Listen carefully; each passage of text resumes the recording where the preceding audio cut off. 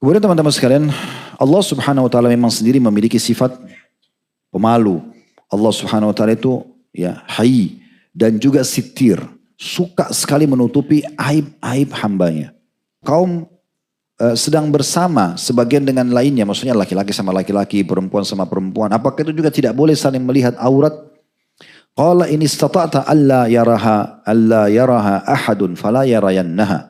Kata Nabi SAW, upayakan semaksimal mungkin tidak ada satupun orang yang bisa melihatnya. Ya. Fudail bin Iyad memiliki satu pesan penting buat orang-orang beriman. Orang mukmin itu selalu menutupi dan menasehatin. Dan orang-orang fajir justru sibuk membuka aib dan mencela.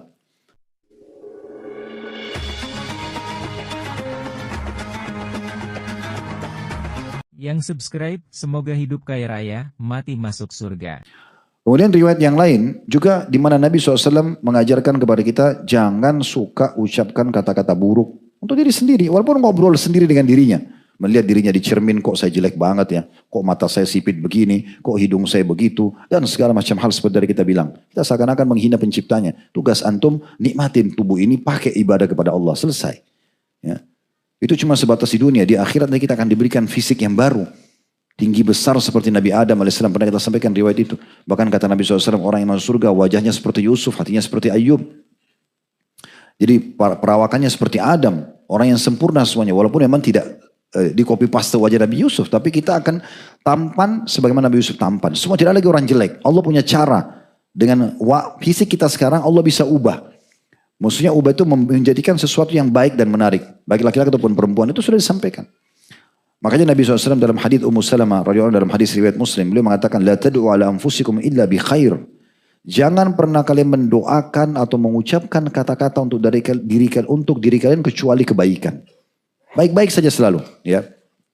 Fa innal malaikata yu'minuna ala ma taqulun. Karena malaikat itu akan mengaminkan apa yang kalian ucapkan. Jadi poin ini penting sekali teman-teman sekalian. Oleh karena itu ucapkan yang baik-baik buat diri kita, buat pakaian kita, ya kita syukuri, buat pasangan hidup, buat anak, buat kendaraan, apa saja. Alhamdulillah atas semua ini. Pengen lebih tinggal minta sama Allah SWT. Syekh Utsaimin rahimahullah, salah satu ulama Saudi menyebutkan di salah satu fatwa beliau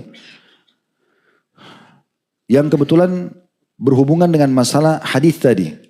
Tidak boleh orang sengaja menceritakan dosanya. Ya, pada saat beliau ditanya, bagaimana dengan orang yang sengaja menceritakan kekurangannya, dosanya, gitu ya, yang sudah pernah dia perbuat atau ada padanya. Maka beliau mengatakan, hal ini tidak dibolehkan atau tidak diperbolehkan. Tidak boleh bagi seseorang untuk mengusik seseorang dengan permintaan atau pertanyaan seperti ini. Misalnya dengan mengatakan ucapan seperti di atas. Contoh misalnya orang bilang, coba kamu tebak saya baik atau tidak.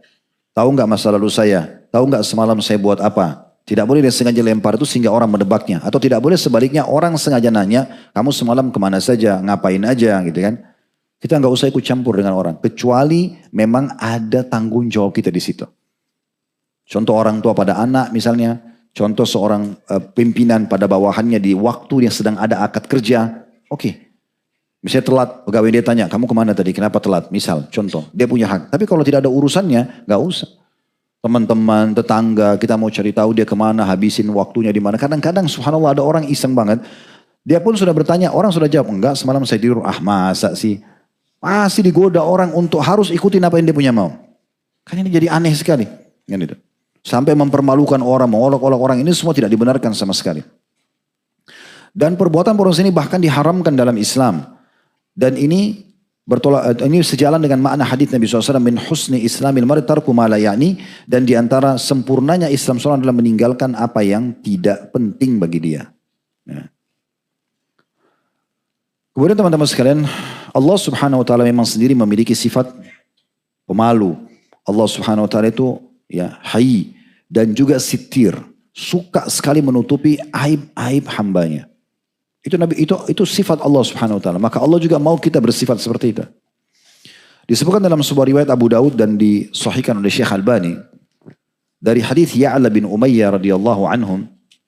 Beliau mengatakan bahwasanya satu hari Nabi SAW pernah lewat dan melihat seorang laki-laki mandi di tempat terbuka tanpa mengenakan kain.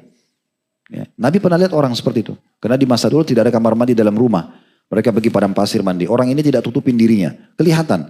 Lalu Nabi SAW segera ke masjid, naik ke atas mimbar, memuji Allah dan menyanjungnya. Kemudian beliau mengatakan, Inna Allah azza wa jal hayyun sittirun yuhibbul haya'a was sitra. Faidak tasala ahadukum falyastatir. Sesungguhnya Allah azza wa jal itu zat yang maha pemalu. Lagi maha menutup aib. Tidak suka membombar aib hamba-hambanya. Allah selalu tutupin. Dia mencintai rasa malu dan juga menutup aurat. Maka apabila salah seorang dari kalian mandi, hendaklah dia menutup dirinya. Jadi sampai pada mandi pun kita disuruh tutupin diri. Kecuali di masa kita sekarang mungkin di kamar mandi, kita cuma di dalam kamar sendirian, iya. Tapi ada orang kadang-kadang tidak begitu. Tempat umum, di sumur umum, di sungai dan di pinggir pantai. Apalagi di kolam renang, di sekarang betul-betul terbuka semuanya ya. Ini semoga Allah selamatkan. Kita berharap, ini pernah saya ingatkan ya. Jadi ikhwan dan akhwat kita hati-hati kalau liburan anak-anak. Tidak usah dibawa ke kolam renang umum. Ya, terbuka aurat sana, aurat sini. Alasannya karena mau membawa anak berenang. Tidak usah gitu. Ya, kalau memang tidak bisa ya nggak usah, jangan dipaksakan. Mandi aja di rumah. Selesai kalau memang sampai begitu. Karena mau tidak mau. Nanti akhirnya orang kalian itu berjenggot itu pakai bercela. Tapi di sebelahnya orang telanjang semua. Gimana? Ya. Al-Baihaqi mengatakan menjelaskan makna hadits ini. Wa qawluhu sittir. Yani annahu satirun yasturu ala ibadihi kathira wa la yafdahuhum fil masyahid kadzalika yuhibbu min ibadihi as-satra ala anfusihim wa ijtinabi ma yashinuhum wallahu a'lam. Maknanya ya, Allah itu maha menutupi aib hamba-hambanya adalah sering menutup aib mereka dan tidak mempermalukan mereka di hadapan manusia. Bayangkan teman-teman kalau kita dari lahir sampai sekarang Allah mau buka aib kita terlalu banyak. Tapi justru Allah memang punya sifat sitir, suka nutupin kesalahan hambanya. Oleh karena itu banyak ditutup. Ada yang mungkin terbuka tapi tidak seberapa dibandingkan yang tertutup ya. Itu pun kalau terbuka kadang-kadang karena dia cerita sendiri atau mungkin ada orang iseng sengaja mencari-cari kesalahannya. Makanya kita pernah bahas juga termasuk dosa besar memata-matai orang lain. Gak boleh sengaja mencari-cari kesalahan orang lain gitu ya. Demikian pula Allah mencintai dari hamba-hambanya agar mereka menutupi diri mereka sendiri. Serta menjauhi perkara-perkara yang mencoreng kehormatan mereka. Tidak boleh ya. Dan Allah lebih mengetahui. Maksudnya Allah lebih tahu untuk apa kita sibuk menceritakan ini dan itu misalnya. Ya. Begitu juga sifat yang luar biasa dari Allah Subhanahu Wa Taala dalam hadis Bukhari, dalam hadis Muslim dari hadis Abu Hurairah radhiyallahu anhu dikatakan bahwa Nabi SAW bersabda, la yasturullahu ala abdin fid dunya illa satarahullahu yaumal qiyamah. Tidaklah Allah menutupi aib seorang hamba di dunia. Kalau dia terus bertahan, dia juga tidak menceritakan aibnya, kecuali Allah akan menutupinya juga di hari kiamat. Allah tidak akan buka di depan orang semua. Allah tidak akan buka. Dalam riwayat yang lain. Diriwayatkan oleh Bukhari Muslim dari hadits Abdullah bin Umar radhiyallahu anhuma bahwasanya Nabi SAW bersabda, Inna Allah yudnil mu'mina fayada'u alaihi kanafahu wa yasturuhu fayaqul ata'rifu dhamba kada fayaqulu na'am ay rabbi hatta idha qarrarahu bidhunubihi wa ra'a fi nafsihi annahu halak qala satartuha alaika fid dunya wa ana akfiruha lakal yawm. Sesungguhnya Allah, kata Nabi SAW, mendekatkan diri kepada seorang mukmin nanti di hari kiamat. Lalu menaunginya dan menutupinya. Allah berfirman, apakah engkau mengetahui dosa ini? Ditanya orang mukmin itu, apakah engkau mengetahui dosa itu? Ya. Ia menjawab, iya wahai Rabbku. Dia akui. Hingga ketika orang itu sudah mengakui semua dosanya hanya antara dia sama Tuhannya. Dan dia merasa dirinya sudah binasa, pasti masuk neraka. Maka Allah berfirman, aku telah menutupinya bagimu di dunia dan hari ini aku mengampuninya untukmu. Jadi kalau kita tidak buka teman-teman sekalian justru itu kebaikan buat kita. Allah bantu kita tidak terbuka dan Allah juga ampuni kalau itu dosa di hari kiamat. Apa yang kita inginkan lagi? Lalu untuk apa menjatuhkan diri kita? Ya.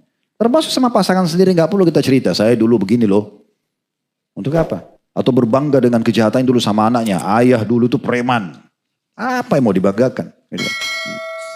Atau ibu dulu begitu begini dan begitu dibanggakan. Ini bahaya sekali gitu, ya.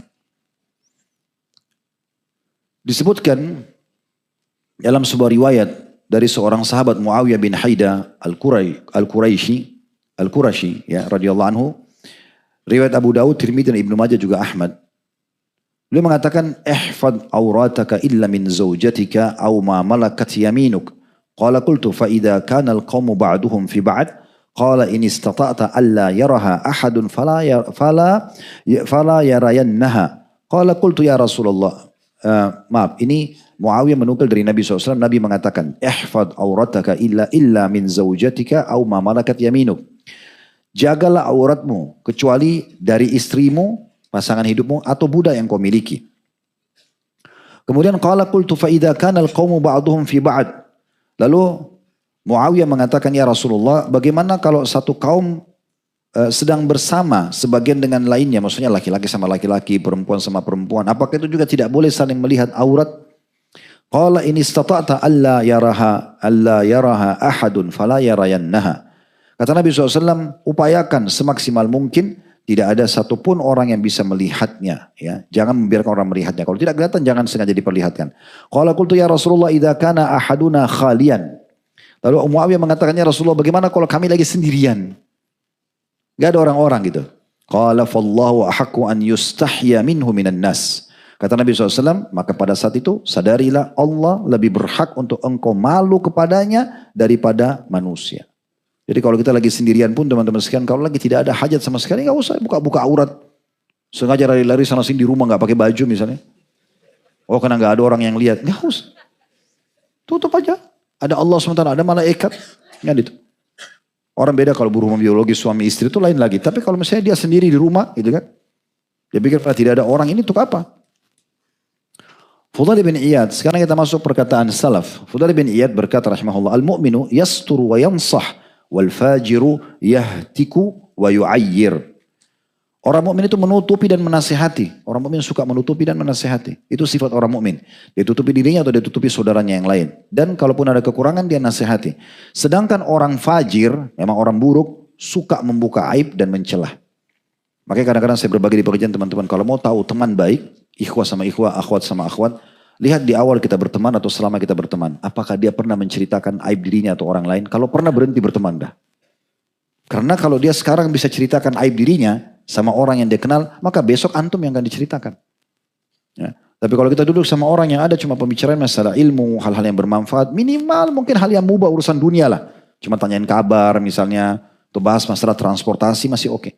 Tapi kapan dia cerita tentang kekurangannya, nakalnya, maksiatnya, atau malah orang lain. Ya.